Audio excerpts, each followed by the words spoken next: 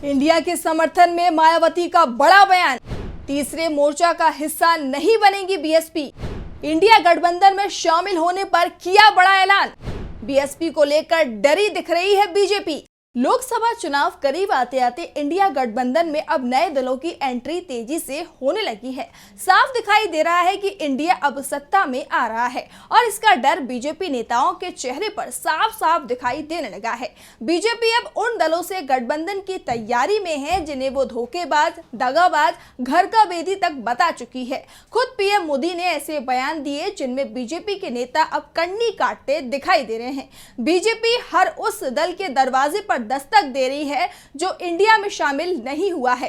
साफ है बीजेपी के लिए अब अपनी सत्ता बचाना बेहद मुश्किल दिखाई दे रहा है, क्योंकि अब विपक्षी पूरी ताकत से एकजुट हो रहा है। बीएसपी चीफ मायावती ने भी अब इंडिया गठबंधन को लेकर बड़े संकेत दिए हैं।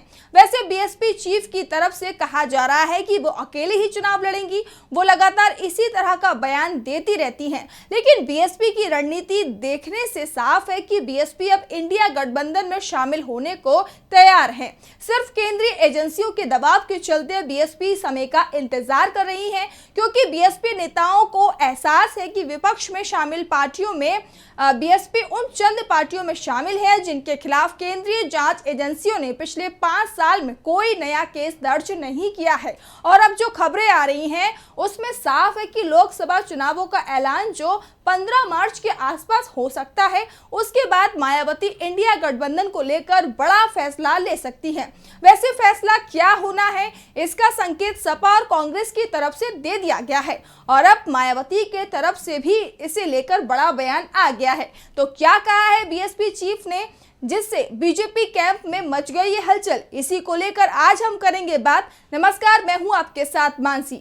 तो क्यों इंडिया गठबंधन से डरी दिखाई दे रही है बीजेपी और क्यों यूपी को लेकर बढ़ गई है बीजेपी की चिंता, देखिए ये रिपोर्ट। मायावती के बयान ने मचा दी एनडीए में हलचल। तीसरे मोर्चे को लेकर मायावती ने दिया बड़ा बयान। देश में नहीं बनेगा कोई भी तीसरा मोर्चा। तीसरे मोर्चे से विपक्ष के वोटों में हो सकता है बंटवारा। बीएसपी के विपक्ष गठबंधन में शामिल होने की चर्चा लंबे समय से चली आ रही है।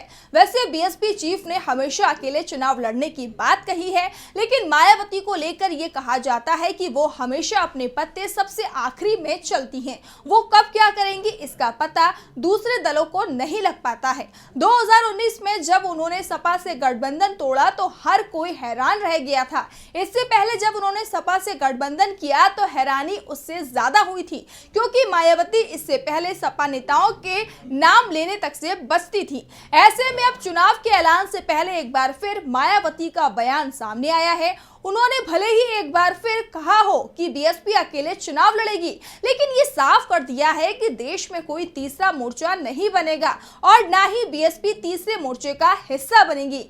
तीसरे मोर्चे का हिस्सा बनने वाली बातें पूरी तरह से फेक खबर हैं। दरअसल सत्ताधारी दल से जुड़े तमाम मीडिया चैनलों की तरफ से इस तरह की खबरें चल रही हैं कि बीएसपी चीफ इंडिया और एनडीए से दूरी बनाने वाले दलों को मिलाकर तीसरा मोर्चा बनाने की तैयारी कर रही हैं। पंजाब में अकाली दल बादल, तेलंगाना में बीआरएस के साथ उन्होंने गठबंधन किया है। दूसरे राज्यों में भी वो वहां के स्थापित दलों के साथ गठबंधन बनाने की कोशिश में जुटी हुई हैं। लेकिन बीएसपी चीफ ने मीडिया की इन सभी खबरों को खारिज कर दिया है। बीएसपी चीफ के बयान से साफ है कि वो बीजेपी विरोधी वोटों के बंटवारे में शामिल नहीं है, बल्कि केंद्र में सरकार बदलने की मुहिम में शामिल हैं। बीएसपी चीफ ने जिस तरह से संकेत दिए हैं उसी तरह के संकेत कांग्रेस और सपा की तरफ से मिल रहे हैं कि बीएसपी इंडिया गठबंधन में शामिल होने वाली है। कांग्रेस ने उत्तर प्रदेश में उम्मीदवारों की सूची को रोका। सपा ने भी उम्मीदवारों के ऐलान पर लगाया ब्रेक। यूपी में कांग्रेस, सपा और बसपा के बीच बनती दिख रही है बात। कांग्रेस और बीएसपी के बीच चल रही है बातचीत। बीएसपी चीफ ने भले ही कहा हो कि वो अकेले चुनाव लड़ने को तैयार हैं, लेकिन जो राजनीतिक समीकरण बनते दिखाई दे रहे हैं वो दूसरी तरफ ही इशारा कर रहे हैं। समाजवादी पार्टी ने अपने उम्मीदवारों की लिस्ट पर ब्रेक लगा दिया है। कांग्रेस के साथ जब सपा का गठबंधन नहीं हुआ था तो सपा की तरफ से लगातार उम्मीदवारों की लिस्ट जारी की जा रही थी, लेकिन 2 सप्ताह पहले कांग्रेस के साथ गठबंधन का ऐलान होने और बीएसपी के गठबंधन में शामिल होने की संभावना के बाद सपा ने अपने उम्मीदवारों का ऐलान बंद कर दिया। दूसरी तरफ कांग्रेस ने अपने उम्मीदवारों की पहली सूची जारी कर दी है, लेकिन कांग्रेस की सूची में यूपी से किसी भी उम्मीदवार का नाम नहीं है। यहां तक कि पहली सूची में कांग्रेस ने अमेठी और रायबरेली सीट पर भी अपना उम्मीदवार घोषित अभी तक नहीं किया है, जबकि ये पहले से ही तय हो चुका है कि अमेठी से राहुल गांधी और रायबरेली से कांग्रेस पार्टी की महासचिव प्रियंका गांधी को चुनाव लड़ाने को तैयार हैं और इंडिया गठबंधन में ये सीट कांग्रेस के कोटे में ही रहने वाली है। इसके बावजूद इन सीटों पर कांग्रेस ने उम्मीदवारों की घोषणा अभी तक नहीं की है। कांग्रेस नेताओं की तरफ से तो यहां तक कहा जा रहा है कि मायावती के साथ बातचीत की कमान खुद प्रियंका गांधी ने ही संभाल रखी है। पार्टी के वरिष्ठ नेताओं की बीएसपी नेताओं के साथ बातचीत चल रही है। 3 दौर की बातचीत में अब मामला सीटों के बंटवारे तक पहुंच गया है।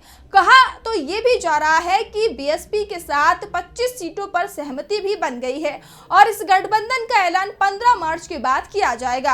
इससे पहले बीएसपी के नेता इस मुद्दे पर चर्चा को भी तैयार नहीं होंगे, क्योंकि बीएसपी को एहसास है कि जैसे ही वो इंडिया गठबंधन में शामिल होगी, उसके नेताओं के खिलाफ केंद्रीय जांच एजेंसियों की छापेमारी शुरू हो जाएगी। यहाँ तक कि मायावती भी केंद्र जांच एजेंसियों के निशाने पर आ जाएंगी और फिर उन्हें चुनाव तक आजाद ही नहीं रहने दिया जाएगा और इसी के चलते बीएसपी चुनाव तक का इंतजार कर रही है।